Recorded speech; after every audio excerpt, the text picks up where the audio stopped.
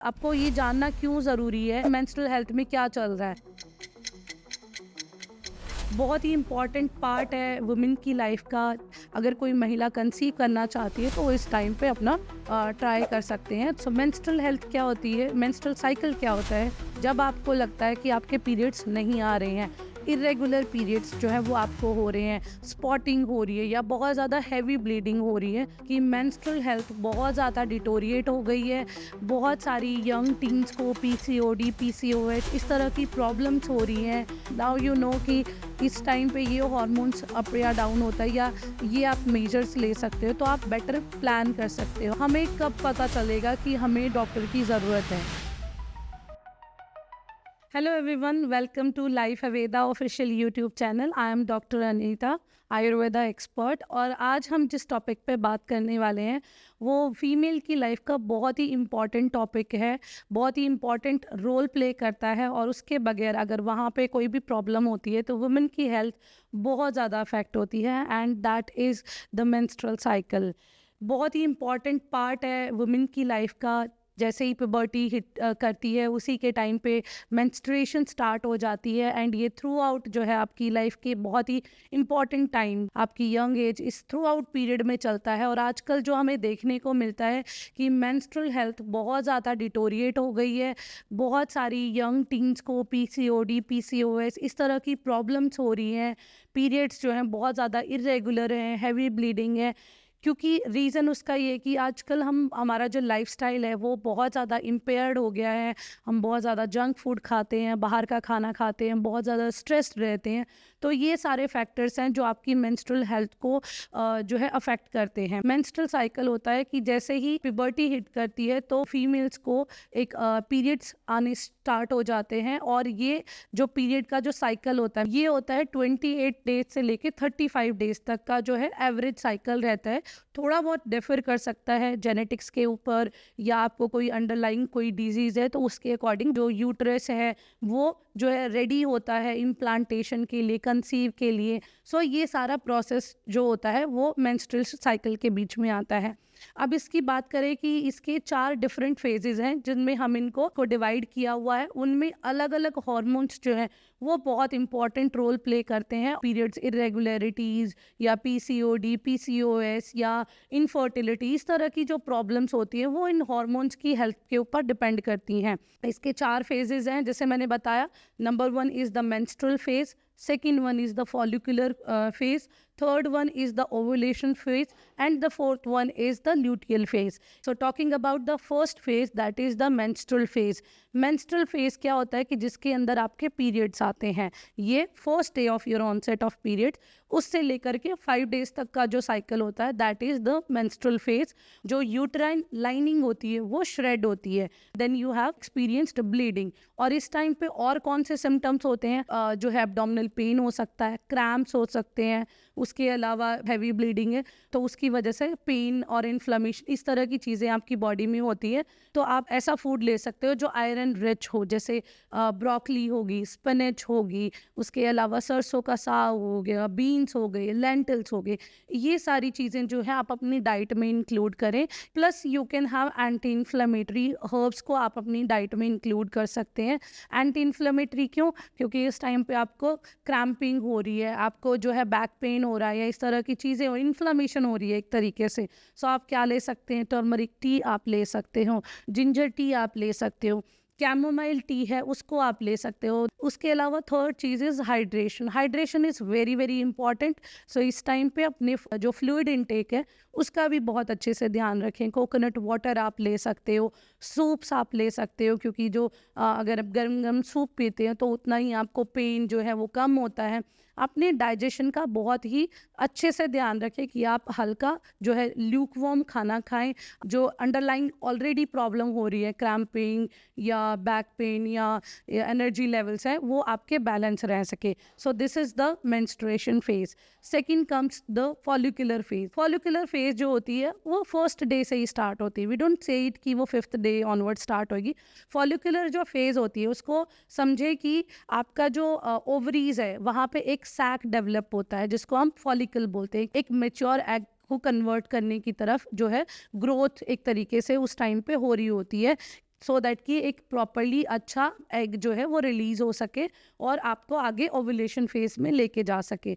So this is the follicular phase. अब follicular phase में जो आपके हॉर्मोन्स की बात करें तो धीरे धीरे जो आपके ईस्ट्रोजन लेवल्स हैं वो अप होना शुरू हो जाते हैं।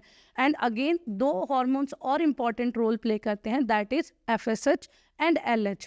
ये दोनों जो हॉर्मोन्स है ये आपका हाइपोथैलेमस है। हाइपोथैलेमस आपके ब्रेन में होता है, वहाँ से एक सिग्नल मिलता है आपके एंटीरियर पिट्यूटरी ग्लैंड्स को और वो रिलीज करती हैं FSH एंड LH को। वो इस टाइम पे एक स्टडी पोर्शन में चलते हैं एंड धीरे धीरे वो डाउन होना शुरू हो जाते हैं। बट द ईस्ट्रोजन लेवल जो होता है, जो हमारी फॉलिकुलर फेज के लिए बहुत इंपॉर्टेंट रहता है, उसकी मैचुरेशन के लिए अच्छा रहता है, वो धीरे धीरे बढ़ना शुरू हो जाता है। जैसे मैंने बताया, ईस्ट्रोजन लेवल अगर बढ़ेगा तो आपके एनर्जी लेवल्स वापस आने शुरू हो जाएंगे, you will feel more energetic, more positive. अब बात करें कि इसके अंदर जो आपके फूड किस तरह का ले सकते हैं। प्रोटीन रिच डाइट लें, उसमें आप अपनी दालें होगी, सोया हो गया, ये सारी चीज़ें जो है अपनी डाइट में इंक्लूड करें। उसके अलावा हेल्दी फैट्स को अपनी डाइट में इंक्लूड करें, which can be sunflower seeds, pumpkin seeds, flax seeds हो गया। उसके अलावा vitamin D, calcium rich diet है वो आप लें। आपको एक कंप्लीटली नरिश्ड जो है डाइट लेनी चाहिए। फॉलिकुलर फेज जो है वो सही से नहीं होती है, प्रॉपरली जो है एग मैच्योर नहीं हो पाएगा, डिले हो जाएगा, आपको प्रॉब्लम्स आएंगे कि आपका ओवुलेशन फेज जो है वो सही से नहीं होएगा। You might have PCOD, PCOS, इस तरह की प्रॉब्लम हो जाएंगी और दैट फर्दर आपको इनफर्टिलिटी की प्रॉब्लम आपको हो सकती है। Now coming back to the third phase is the ovulation phase. Ovulation phase क्या, अब फॉलिकुलर जो फेज होती है वो रहती है फर्स्ट डे से लेके 13th डे तक, 13 दिन का पीरियड रहता है। और उसके बाद जो एवरेज रहता है, उसके बाद आता है 14th day, means the ovulation day. Ovulation day के में क्या होता है कि जो फॉलिकुलर वाली जो प्रोसेस चल रही थी, नाउ पर्टिकुलरली एग जो है वो सेलेक्ट हो गया है और वो कॉर्पस ल्यूटियम है, वहाँ से जो है एक सैक से मेच्योर एग जो है वो रिलीज हो गया है एंड दैट एग जो है वो फेलोपियन ट्यूब के थ्रू यूट्रस में चला जाता है। तो इस टाइम पे जो आपका ल्यूटिनाइजिंग हार्मोन है, प्रोजेस्टेरॉन है, ईस्ट्रोजन्स है, ये सभी पीक लेवल पे होते हैं, आपके एनर्जी लेवल्स पीक पे होते हैं।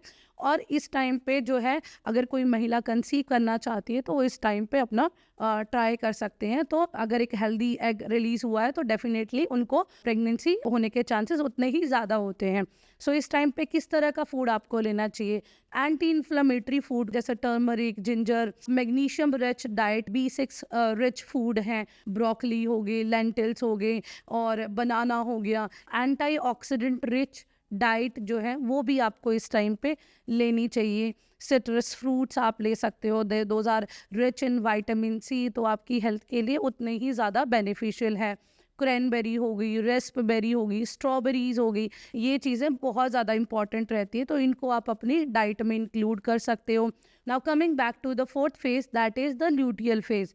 ल्यूटियल फेज होती है फ्रॉम द 15th डे से लेकर के 28th डे तक का जो साइकिल रहता है वो ल्यूटियल फेज में माना जाता है। सो अभी क्या है, एक मेच्योर एग जो है वो रिलीज हुआ, यूट्रस में गया, वहाँ पे जो है वो इम्प्लांटेशन के लिए जो यूट्रस है, जो लाइनिंग है वो प्रॉपरली डेवलप हुई होती है। बट अगर एग फर्टिलाइज्ड नहीं होता, अगर वहाँ पे कंसीव नहीं होता है, तो ल्यूटियल फेज में जो यूट्रस लाइनिंग है वो श्रेड होनी शुरू हो जाती है। जो आपके हॉर्मोन्स लेवल पीक पे थे, ईस्ट्रोजन, प्रोजेस्टेरॉन, वो ओवर अ टाइम यहाँ पे जो है वो डाउन होने शुरू हो जाते हैं और उसकी वजह से आपको कुछ और सिम्टम्स आने शुरू हो जाते हैं जिनको हम PMS बोलते हैं, प्री मेंस्ट्रुअल सिम्टम्स। बहुत ज़्यादा स्ट्रेस होना शुरू हो जाता है, एंग्जाइटी हो जाती है, या आपकी जो स्लीप है वो प्रॉपर नहीं रहती है, मूड स्विंग्स हो जाते हैं, और जो आपका एनर्जी लेवल पीक पे थे now they are gradually going down and down, और आपके जो इस टाइम पे बहुत ज़्यादा